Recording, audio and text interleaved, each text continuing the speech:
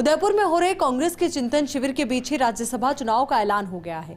10 जून को खाली हो रही 4 सीटों पर चुनाव होगा। संख्या बल के लिहाज से 3 सीटें कांग्रेस के खाते में जा सकती है।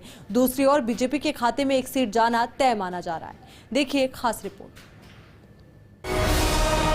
2022 में 4 भाजपा के राज्यसभा सांसदों ओम प्रकाश माथुर, केजे अल्फोंस, रामकुमार वर्मा और हर्षवर्धन सिंह डूंगरपुर की सीटें खाली होंगी।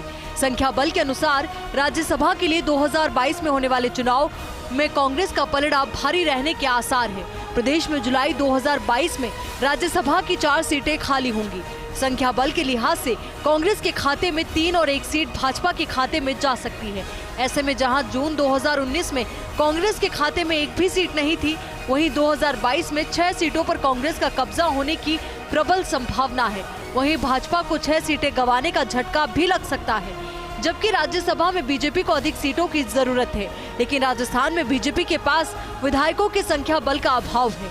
3 सीट प्राप्त करने के लिए क्या रह सकता है कांग्रेस का एजेंडा, इस पर एक नजर डालिए। दरअसल आगामी विधानसभा चुनाव पर रहेगा फोकस। जातीय और क्षेत्रीय गणित के अनुसार उम्मीदवार तय होंगे। वागड़, मेवाड़, मारवाड़ से उम्मीदवार सामने आ सकते हैं। पिछले कई दशक से उदयपुर संभाग से कोई राज्यसभा में नहीं गया। एक उम्मीदवार दिल्ली कोटे से बताया जा रहा। ये हो सकते हैं राज्यसभा चुनाव में कांग्रेस के संभावित चेहरे। प्रियंका गांधी का नाम सर्वाधिक चर्चाओं में।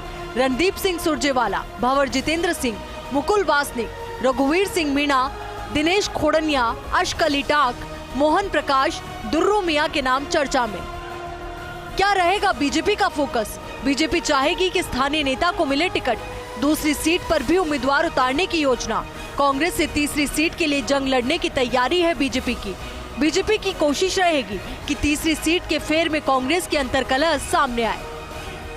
बीते राज्यसभा चुनाव में 3 सीटों में से कांग्रेस पार्टी ने 2 सीटों पर कब्जा जमाया था, जबकि 1 सीट भाजपा के खाते में गई थी। कांग्रेस प्रत्याशी केसी वेणुगोपाल और नीरज डांगी ने मतदान में सरप्लस वोटों से जीत दर्ज की थी। इसी के साथ राजस्थान में कांग्रेस के राज्यसभा सांसदों की संख्या 3 हो गई थी। इससे पहले अगस्त 2019 में पूर्व प्रधानमंत्री मनमोहन सिंह यहां से निर्विरोध राज्यसभा सांसद चुने गए थे।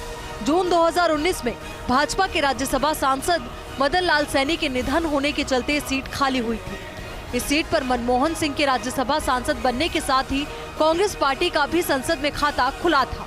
इससे पहले राज्यसभा की सभी 10 सीटों और लोकसभा की सभी 25 सीटों पर भाजपा का कब्जा था।